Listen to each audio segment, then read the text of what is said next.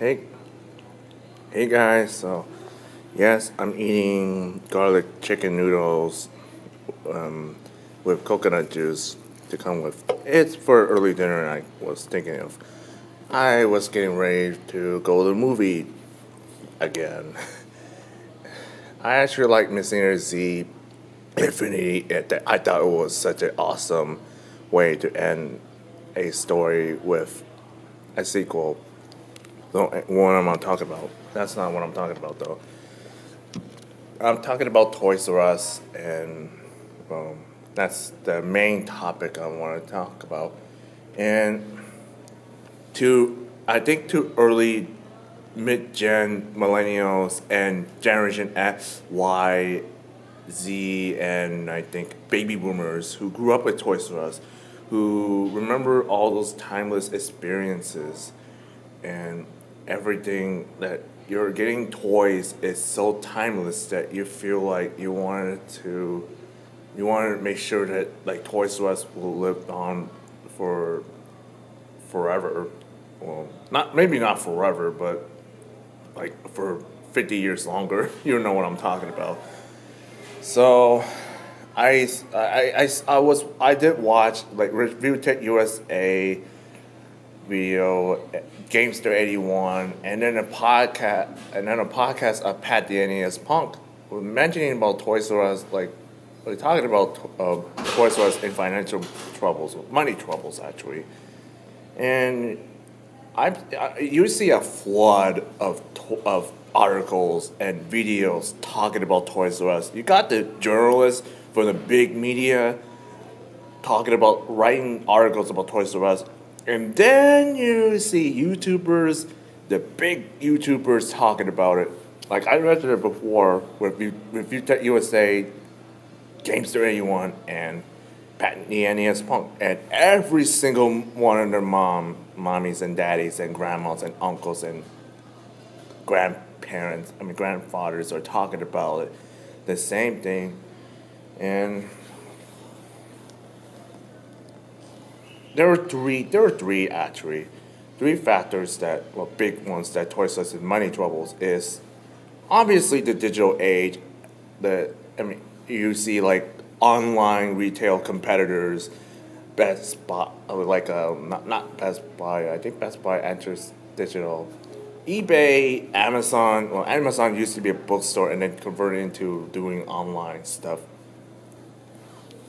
And many online retailers are are selling the same stuff that Toys R Us is having with books and games and toys and action figures and who knows what else toy related in there. And when my thoughts about Toys R Us, like, and then I mean, like, hearing like Toys R Us is having like $400 million debt was just like almost $500 million, unless they do something to reinvent themselves, they're in trouble, and they're trying to they're converting some of the stores out of like 120 stores closing down to combos. You see like Baby R Us, Toys R Us combos, which is very crazy. Or you see like them cutting down like Toys R Us Express, which I noticed they removed Express to be regular Toys R Us, which I'm like, wow, they actually did it. They actually tried so hard to survive.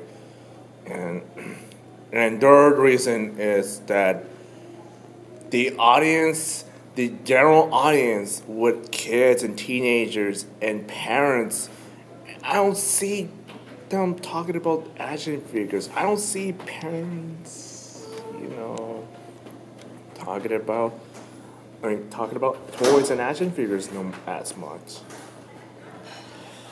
And another and I'm hearing kids talk more about smartphones, more excited about what's on the apps or buying stuff from online. Or I see them play getting games and getting more excited about like getting tablets than they are with action figures. toys, video games, or doing imagine. Well, actually, I would think I probably I probably hear more about kids like doing imaginary games that often than they were like with toys, video games, and action figures, which is like maybe in our failure as adults, as parents, that like we didn't give kids like encourage our kids more enough to like get toys, play with them, play with action figures, talk more about games, play more, do more imaginary games. And my thoughts about Toys R Us in Money Troubles is it sucks. Yeah, it really stinks to see it go because I grew up with Toys R Us since what 1997, 1998. It's been 19 years since I was a kid, and I got a second copy of Super Mario Land 2. I got most of the games, or some of the games that I got were well, for the majority of the games, some of them out of a lot of games that I got were from KB Toys and Toys R Us. So yeah, I got Metroid Prime from Toys R Us. I got Star Fox Adventures, and in those games I got games Mega Man X4 and 5 and 6 game, and I like it, and probably and I'm so happy that Toys R Us even allows like console repairs. Like they did,